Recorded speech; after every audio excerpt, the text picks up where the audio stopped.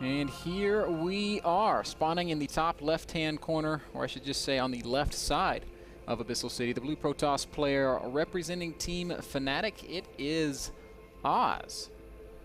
And his opponent over here on the right side, rocking the barcode, Johan Lucchesi. I think I'm saying that right. I would imagine Close enough. so. How else would you say it? Somewhere Moro is screaming right now. And tweeting about it. Yep, definitely. Stop bashing on NaNiwa. Sorry, Moro, I just said his name wrong. It's NaNiwa as the red Protoss over here on the right side. Both these guys have ferocious PvP. I think NaNiwa, especially recently, has looked better than he has ever looked. I've been so impressed with his games, both in the NASL over at MLG this past weekend. And I'm looking so forward to seeing him play more great StarCraft. He is on fire right now, and I do think that you could probably make an argument, maybe not for his recent results, but if you look at his recent games, I think NaNiwa might be once again in that sort of top corner form. I think, Ben, you hit the nail on the head. It's not the results, it's the games. A lot of people criticized even NaNiwa's results back when he was placing in GSL top 8. People were saying, well, you know, NaNiwa, he's been getting lucky in his builds. He's been getting favorable matchups. He's getting away with playing greedy, and that's where MVP punished him the most, and that's why everyone said, you know, NaNiwa, his play, he's winning games, but his play isn't stable. And when NaNiwa finally even came out and said, I realize I'm not even playing that great of a style, I need to change it up myself, that's when I feel like NaNiwa turned a huge corner. He's giving great interviews. He's conducting himself way better in terms of his mentality as well as his play. I think NaNiwa in 2013, even coming to the close of this year, is going to be looking extremely scary.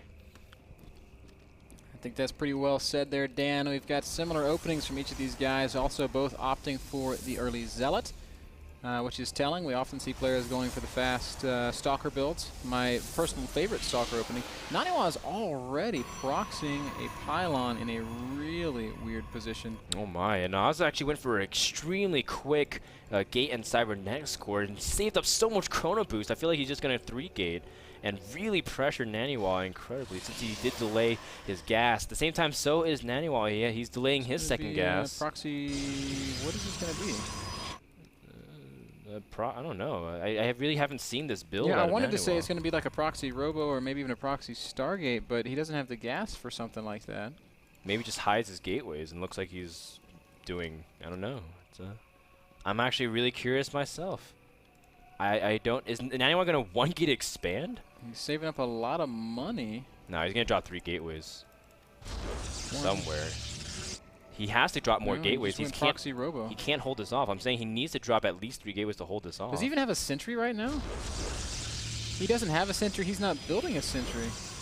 And it's not panic time yet because he has, you know, kind of even. I think Oz has a very clear build order win. I think from here, it's like, how is he going to hold off 3 gates? He only has 1, and NaNiwa wants to go for a proxy Robo, but Oz went for a super early gate.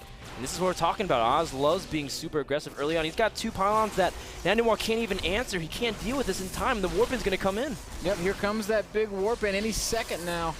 As maybe Oz wants to make it up on the high ground. Here comes the Stalker, and that is exactly what we're going to see. 3 Stalkers warped in up at the top of that ramp. NaNiwa does not have the gates, and he's in big trouble going for the risky build on Abyssal City, and it might not be to his favor. Gateways do finish. Warp gate is happening. He is getting some nice hits off the Stalkers and does need to warp in those Stalkers or transform those gateways as soon as possible. But NaNiwa, he does have a Robo that's sitting, basically sitting resources. He can't utilize it whatsoever. Now also going to work onto the probe count, warping in some units to trap it at the same time. Oz does also have another warp in ready if he wanted to, but he can't warp up on the high ground because he doesn't have vision. NaNiwa does manage to deal with most of this, and a lot of probes have died. Both players even in supply, but Ben, what's the damage report? Well, Nani cleans it up with some serious damage taken, lost 5 workers. He comes out of it at a pretty real disadvantage, 16 probes to 22. Oz is going to continue warping in Zealots, but I think NaNiwa is now at a place where he can defend. Ooh, nice warp in on the simulators. Fantastic warp in, blocks that 1 Zealot, buys Nani the time he needs to answer to that. And he's going to be all right here. And now my question becomes, are we going to see some sort of craziness with a Warp Prism? I don't really think we can, though, because Oz's units, and he's going to be able to keep up with the warp-in cycles. But Oz did get probed out this entire time. And that's what the whole 3-gate pressure is designed to do. Get yourself way ahead, and then you can transition into your own thing, depending on how you want to take it. But NaNiwa has an incredible amount of gateways. He's got 4. And he has a robo that hasn't been scouted, so Oz may be feeling like he's way far ahead than he actually is. Sentries don't actually do anything against a Warp Prism.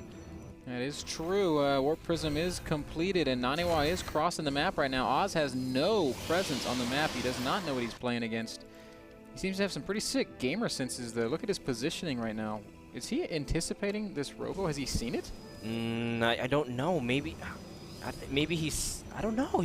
Why would he be positioned here instead of at his ramp? There's no reason for him to be back here. Oz, how do you know? Unbelievably, he's going to pick off this Warp Prism before it's able to warp in. And he's, actually, no, NaNiwa does slide past, and he will get the warp in up on the high ground. Stalker's going to come walking right up into the main base.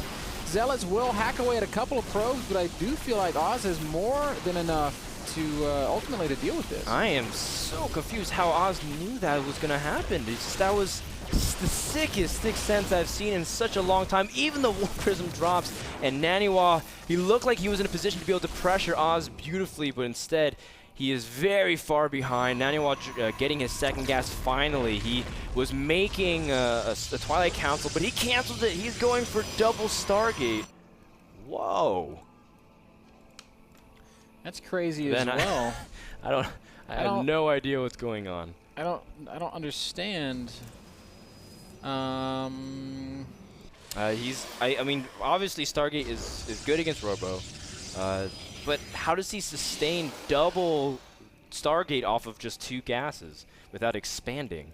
I feel like NaNiwa is going... I mean, at the same time, I can understand where he's coming from, because he can't just play from behind. He can't just try to make robo units and then play Blink against a person that's have this strong of an economy and a person that's had this much of an advantage army-wise. So maybe, just maybe, NaNiwa is trying to swing for the fences, and something might happen here, Ben. But it's going to be a long climb up the hill. Oz's observer does finally spot the robotics of NaNiwa, so he might not have been sure of it before, but now he knows exactly where it is and what it's up to. You know, I wonder, Dan, Oz's aggression, it was 3-gate pressure. He got there, he saw that the gateways weren't done yet. I mean, is that enough for him to just assume there's a robo-proxy somewhere? Actually, that's a great point, Ben. I didn't even really think about that. I think you're right in a sense. It says there's no way 4 gates are not done by now, especially since NaNiwa did wait for a very long time for that robotics to finish off of 1 gas. I think Oz says there's something a little bit too suspicious. There has to be something coming in. And Oz made one of the sickest calls I've seen in such a long time, especially in this matchup. And Oz truly proving that if you can have understanding of the matchup, it really does come down to skill. And it's sort of like Rain. You know, Rain doesn't necessarily have the best units to defend against pushes from Zerg or Terran, but he's always in the right spot. And no matter what you do, you can't break him. And Oz has a big advantage because of it. Now he's going to try to use his Phoenixes to tip the scales here in this next engagement. There's 4 Stalkers and 2 Sentries. That's the only stuff in Oz's army that actually shoots up. And here we go. Sentries lifted immediately. Now Stalkers will be lifted. Can NaNiwa muster enough units to actually hold here? It's looking kind of close. He's working on the Stalkers at a very nice pace. Oh my goodness, NaNiwa doesn't have any more energy after this 1 lift, though. He will be able to deal with the Stalkers, but he doesn't really have... Oh, he does have 1 more energy for lift, but Oz can keep warping in, and the energy, or the Phoenixes need time to be able to do anything. Oz even brought a Warp Prism to also warp in for some reinforcement, but Oz just has way too much stuff. If NaNiwa was given a little bit more time, maybe something could have happened. This is really cool to see NaNiwa. Imagine if he was given another minute. I think he would have held very nicely, but because of it, he's not able to do anything. GG, and Oz takes game number 1. What an interesting build. I would have loved to see it actually pan out a little bit more. Crazy game. Interesting play on both sides of the map. To go double Stargate when you see a robo.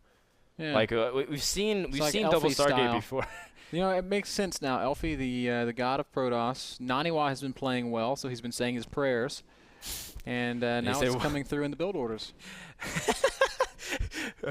For those of you who don't know, Ben's working on a very poetic a piece of literature that he'll release eventually about Elfie. I think it's awesome.